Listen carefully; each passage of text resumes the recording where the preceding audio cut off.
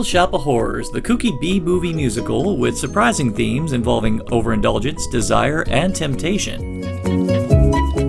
Most people love this musical for the fact that with its kooky songs, fun characters, and kind of an air of innocence, which is impressive considering it involves murder and, a plant that wants to take over the world. It even has its own cult, on a par with the Rocky Horror Picture Show.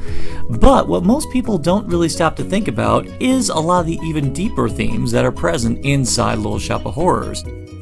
Well, that's one of the things that we're going to tackle today on Close Examinations. Of course, when I say we're talking about Little Shop of Horrors, naturally the primary focus is going to be on the legendary original ending to the 1986 film. Well, when people think of that film, they think of the happy ending, where Seymour destroys Audrey 2 and lives happily ever after in a pretty house with Audrey, never once facing the consequences for all the people he's killed. Or at the very least was an accessory to the fact. This ending is a complete and utter crock, and I am here today to rain on that particular parade, and I don't care whose feelings I'm hurting as a result. This ending is an absolute spit in the face of the actual meaning of what this story is. So, in order to get down to the meat and bones of it, we are going to have to do some history. Little Shop of Horrors originated as a beloved B-movie by famed schlock filmmaker Roger Corman. Fortuitously, Corman got access to some studio space for a sweet deal, but only for 2 days and change.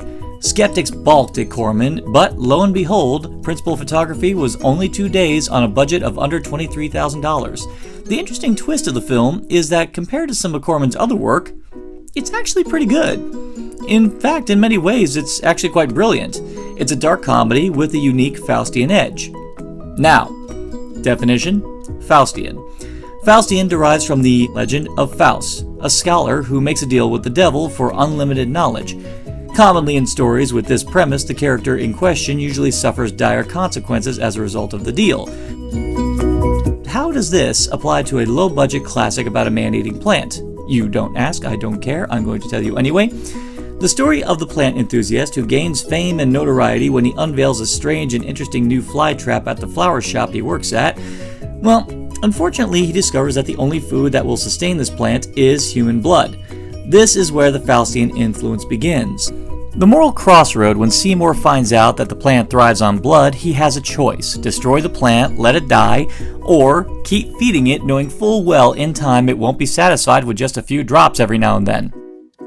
Tasting a bit of success and the possibility of happiness is enough for Seymour to throw caution to the wind and continue sating the plant's bloodlust. In essence, Seymour just signed a contract for instant prosperity with his own blood, knowing full well where there would be consequences. Effectively, he made a deal with the devil. In the original film, Seymour goes on a kill-happy rampage. During the course of the film, an inebriate, a prostitute, a robber, and a sadistic dentist fall victim to the plant's hunger. Ultimately, everyone gets wise to Seymour's misdeeds, and in a fit of rage, Seymour jumps inside the plant, hoping to kill it from the inside out. Yeah, see the logic fall apart like a Trump supporter's argument. In the end, Seymour is hoisted by his own petard and pays the bill. The film gained something of a following and a bit of a notoriety for the first on-screen appearance of Jack Nicholson as a masochist who comes to visit the dentist, a character who was later recreated by Bill Murray in the 1986 film. Then, in 1982, the dynamic creative duo of Alan Menken and Howard Ashman decided to adapt it to a stage musical, which became an outright sensation off-Broadway and is still a beloved staple of musical theater to this very day. The musical indeed takes its own liberties with the material. Seymour and Audrey's relationship is the emotional core. The character of the dentist is upgraded to the role of an antagonist who is in an abusive relationship with Audrey. The plant, herein known as Audrey 2, is actually an omnivorous alien species that pretty much lives to eat everything in sight. In lieu of all that, the musical still retains the Faustian subtext. In fact, it even takes it a step further, to a point where Seymour is tormented to his wit's end. In the song Feed Me, Get It, Seymour wrestles with his morality. Audrey 2 is now recommending murdering people, seeing as the incentives are considerable: fame, fortune, and as a bonus, Seymour can even be with Audrey after he kills her abusive boyfriend. This latter point is the nudge that turns Seymour from hapless schmuck to an accomplice to murder. This was the point of no return for Seymour. He could have walked away, even work up the courage to rescue Audrey, and the two could have escaped, but because he believed that success was all that mattered, he proceeded. In the 1986 film, Seymour intended to shoot the dentist, but instead the dentist slowly asphyxiates on nitrous oxide. Seymour could have saved him, but realizing that sitting there watching him laugh to death would be even easier. Act 1 of the play ends with Seymour feeding the bits of the dentist to Audrey too. This is the beginning of Seymour's descent. Now let's get into some behind-the-scenes history on the 1986 film.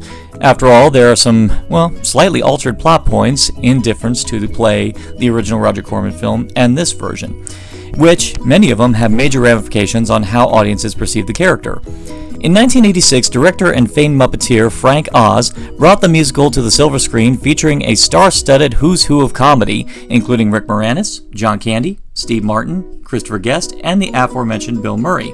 The film also featured Ellen Greene reprising her role from the stage production, and Vincent Gardenia as Mushnik. The film also bolstered revolutionary puppeteering effects from Jim Henson's Creature Shop, which were nominated for Best Special Effects, a first for movie musicals, understandably losing out to Aliens. If they had kept the original ending, it probably would have walked away with the gold. That is where we come to the elephant-eating plant in the room. After feeding Mushnik to Audrey 2, Seymour decides to run away with Audrey 1 and leave the plant to die. Unfortunately, the plant is considerably more intelligent and tricks Audrey to her doom. Though Seymour prevents her from being eaten, the damage is done. Audrey's dying wish is that Seymour feeds her to the plant so he can continue to prosper. Seymour does so, but immediately discovers that the plant intends to multiply and consume the entire human race. Seymour feebly attempts to fight back, but ultimately the plant has grown too strong and consumes Seymour. The plant multiplies, and people buy it all over, and in time, the plants grow, and what ensues is a massive Godzilla-esque sequence where the plants lay waste to everything in sight, eating everything they see. This ending cost a large portion of the budget and took a considerable amount of model work, and yet this was not enough to sway audiences. Audiences were disgusted that they killed characters that they came to love, and the feedback was so resoundingly negative that it forced a hasty, happy ending to be shot, where Seymour defeats the plant and he lives happily ever after. Or do they? Yes, they do. No sequel for you. This is the point where my indignation is not only righteous, it is entirely justified. To all of you who prefer the happy ending over the original, you're all fucking morons. Advocating this ending means that you advocate murder, pure and simple. Seymour murdered people. And now you're going to say, oh, well, he didn't kill the dentist. He didn't save him either. He just sat there letting him suffocate because it's easier. In the stage show, there's a song called Now/It's Just a Gas, where Seymour vocally rationalizes how standing there was serendipitous. All the while, the dentist is begging to be saved. The dentist may have been a bastard, but that doesn't give Seymour the right to choose whether the dentist lives or dies. Then there's Mushnik. In both stage and screen, Mushnik gets wise to what Seymour did to the dentist. In the stage version, Seymour cons Mushnik into looking inside Audrey 2's mouth. Dick move. In the film, while Mushnik is distracted, the plant slowly opens and Seymour gradually nudges Mushnik towards Audrey 2's mouth. Watch that scene again. Seymour is slowly walking towards Mushnik, knowing full well he's gonna step back. It's like when you're at a party and your asshole friends trip you into a pool.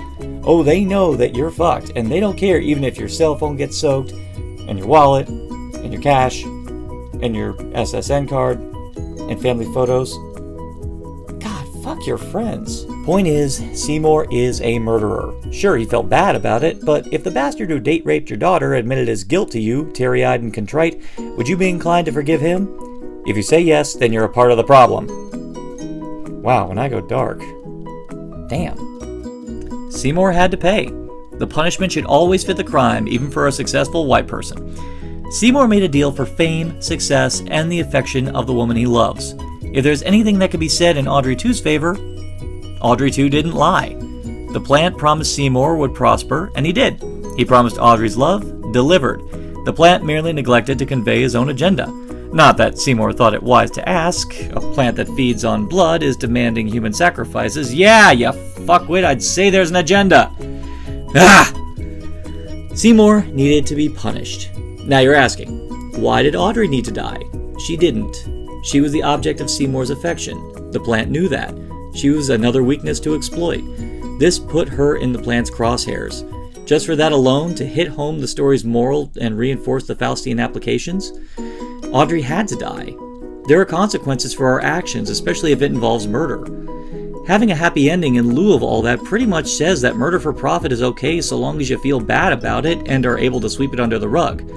In a strange fashion, the happy ending also weakens Audrey as a character, because now the truth is revealed to her and that the man she loves killed 2 people and nearly got her killed. Does that affect her? Does that alter the way she sees him on any level?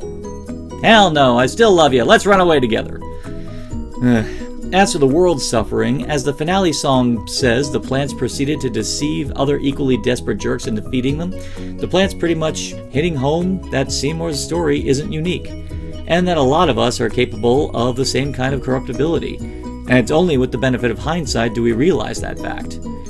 The saddest part about this whole story is that for the longest time, the happy ending was all an entire generation knew about Little Shop of Horrors, effectively tainting the message of the story and pretty much delivering a dangerous message that murder for profit is acceptable and in the end forgivable. Meanwhile, the studios are pretty much okay with that. Director Frank Oz begrudgingly admitted that it was more of a business decision as opposed to a creative one. He knew that with a play, the cast comes out for a bow in the end, whereas with a movie, the character is dead. They're dead! Unless it's the MCU. It may be more commercially pleasing in the short run, but it does take for granted what an effect it has in the years to come. Fortunately, David Geffen and company knew that, and while it did take nearly 30 years to do it, a new release of the movie arrived with the director's cut with the original ending edited back in, finally restoring the film back to the original intention. Other arguments have been made against the ending, claiming it's too dark compared to the rest of the movie. But is it really? The film as a whole is still a dark comedy. There are scenes in this movie making light of sadomasochism, poverty, domestic abuse, greed, materialism, and murder. All the while, it does so with a big smile on its face. What makes all of it work is that it does so without any sort of restraint. It gleefully makes a comedic caricature of some genuinely awful aspects of our society, and realistically shows the consequences of these actions. Having the rest of the movie stay in this style, and having it all lead to a happy end can best be interpreted as saying that, well, you can still be a horrible person and still walk away smelling like peaches and cream. It's easy to write off Little Shop of Horrors as fluff. Understandable. It's ostensibly an upbeat musical based on an equally goofy B-movie. And we are prone to judge by appearances, but let's face it. Van Gogh's Starry Night isn't just beautiful because of the colors. The song, Let It Be, isn't beautiful just because of the lyrics or the melody. And this story, in any of its iterations, isn't great because of the actors, the characters, or the humor. It's the intentions behind them that make them great.